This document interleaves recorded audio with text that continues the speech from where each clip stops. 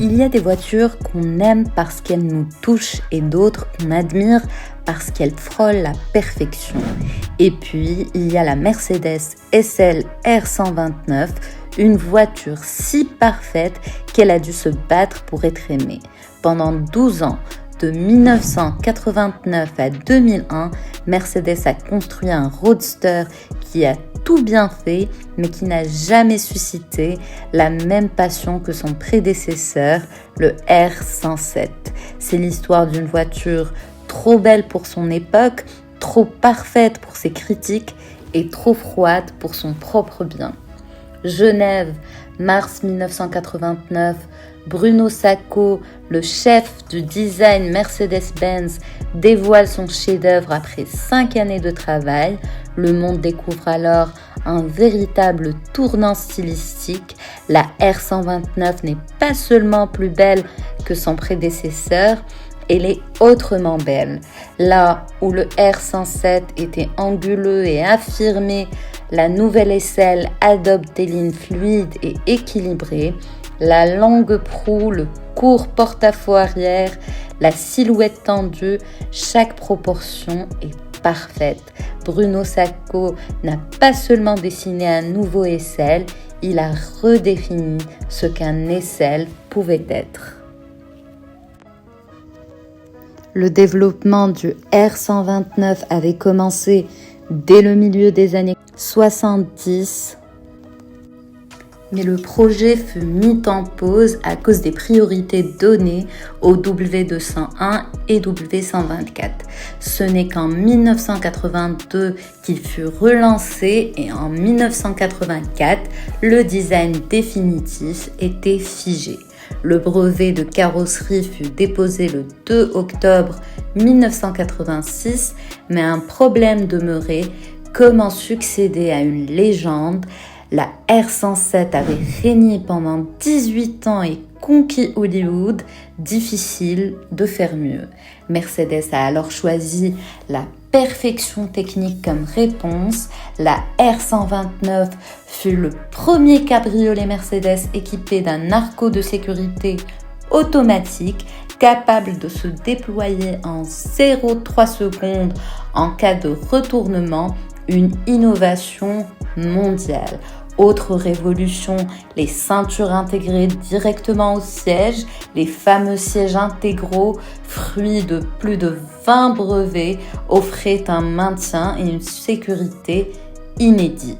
Le toit électro-hydraulique s'ouvrait et se refermait en 30 secondes, tandis que le Windshot, filet anti-remous, offrait pour la première fois une conduite décapotée sans courant d'air.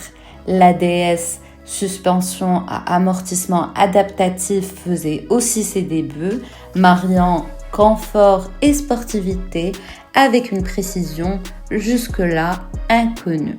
La R129 n'était pas seulement un SL moderne, c'était un laboratoire roulant de la sécurité automobile.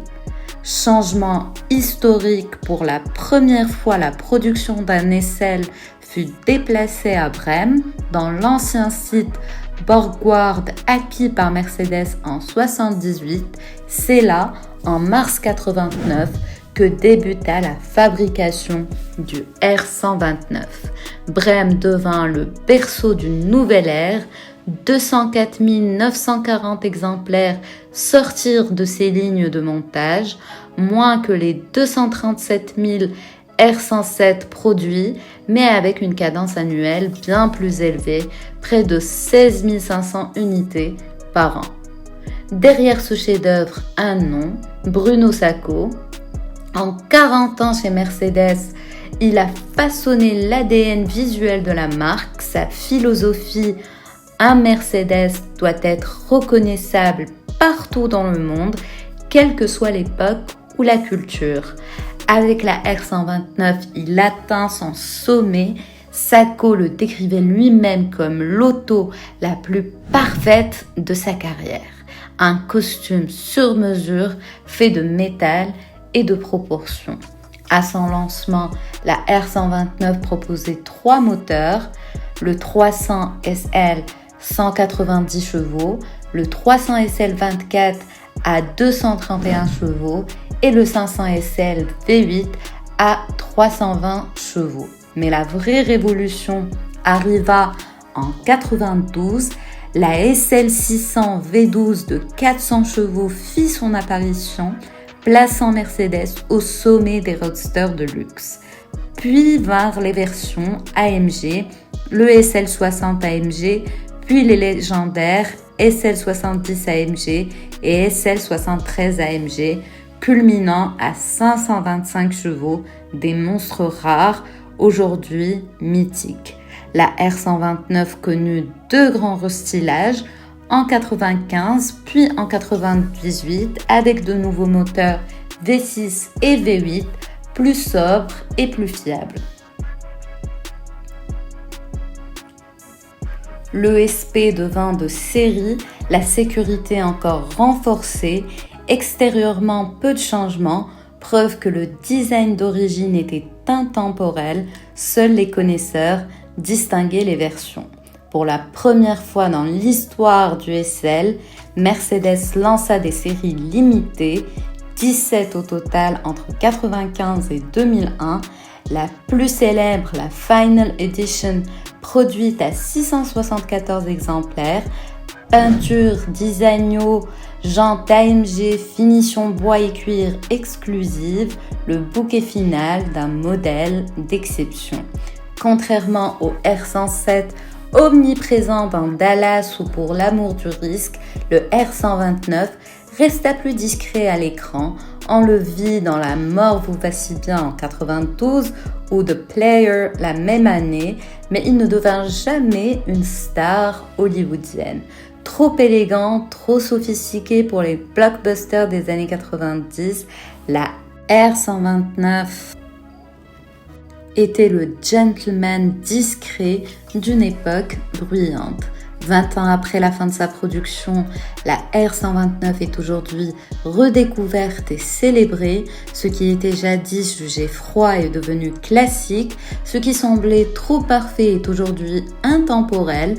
Les premiers modèles arborent fièrement la plaque H des véhicules de collection et leur valeur monte sans cesse. L'ironie, l'ESL qui vivait dans l'ombre du R107 est désormais reconnu comme le plus abouti de tous les roadsters Mercedes. Le plus vendu fut le SL500 V8 avec près de 80 000 exemplaires, un équilibre parfait entre puissance et raffinement. La R129 n'a jamais été le plus passionnel des SL, mais elle a toujours été le plus juste. Pas d'esprouve, pas de promesses inutiles, juste une perfection tranquille pendant 12 ans. Aujourd'hui encore, elle incarne ce que peut être un roadster de luxe quand ni le coût ni le compromis n'existent. La Mercedes SL-R 129, trop belle pour son époque, trop parfaite pour ses détracteurs, trop honnête pour son propre marketing, un chef-d'œuvre discret qui a tout bien fait et que l'histoire enfin remet à sa juste place.